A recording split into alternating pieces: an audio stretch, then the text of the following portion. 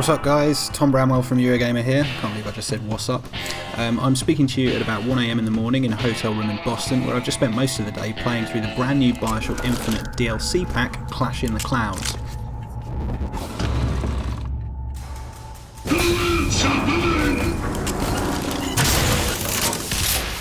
Irrational Games has previously promised 3 DLC packs for Bioshock Infinite, and today they talked about all of them. Clash in the Clouds is a wave-based combat game with some neat ideas that get the most out of Infinite's weapons and vigours. It will cost the equivalent of $5, and it should be out today by the time you listen to this, in fact. Woo. Woo, indeed. So, yeah, you should be able to find it on Steam. If not by now, then very soon, and PlayStation Network and Xbox Live will follow very quickly. Even in a utopia, someone needs to clean up the mess. Irrational also talked about a more ambitious plan for a 2-part DLC adventure called Burial at Sea. You get to play as Booker DeWitt in the first instalment and Elizabeth in the second. Together, the 2 episodes form a fascinating sounding detective story set in Rapture. Yes, Rapture, back when it was still more utopia than dystopia. There's loads more about Burial at Sea over on Eurogamer.net, where you can read a lengthy interview I conducted with Ken Levine, but for this video I want to focus on Clash in the Clouds, since I actually got to play that and record some footage for you. Well, you got a name, miss?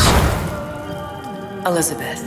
Now, I thought the combat in Bioshock Infinite was pretty cool anyway, but it's safe to say that once things got hectic, you could easily find yourself falling back on the same stock weapons and vigours to get by.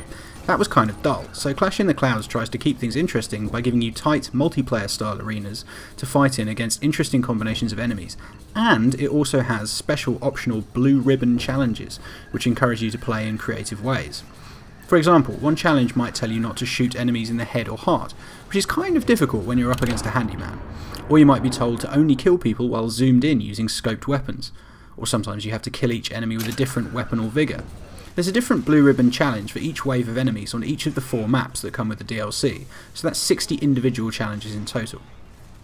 It's probably about 4 or 5 hours of content based on my experience, but part of that time is also going to be spent in the hub area between levels, where you can spend cash you earned killing people in a place called the Colombian Archaeological Society. You go in there, it's this huge atrium, and spend cash, and it lets you unlock things like concept art, new kinetoscope recordings, and other stuff that fans of the game will really love. There's also a secret area to find that will shed some more light on stuff that went on in Colombia. In general though, Clash in the Clouds is about as standalone as DLC can get, completely abstract and nothing to do with the Bioshock Infinite story. In fact, it feels a bit like a stopgap just to tide us over until we get back to Rapture and Burial at Sea. I can live with that, but it's a shame that Clash in the Clouds is so bastard hard. I'm not against tough games, but given the whole point seems to be to have you experiment with different loadouts and playstyles, it seems a bit counterproductive to make it really difficult to experiment without getting smashed to pieces. Still, if you like the combat in Bioshock Infinite, and frankly probably even if you didn't like the combat or were only lukewarm about it, this is only $5, or whatever that is in euros or pounds, or it's really late in the night, I'm really sorry. Anyway, you get some fun Bioshock trinkets out of it, and in my review on Eurogamer.net I gave it a cautious recommendation, which feels about right.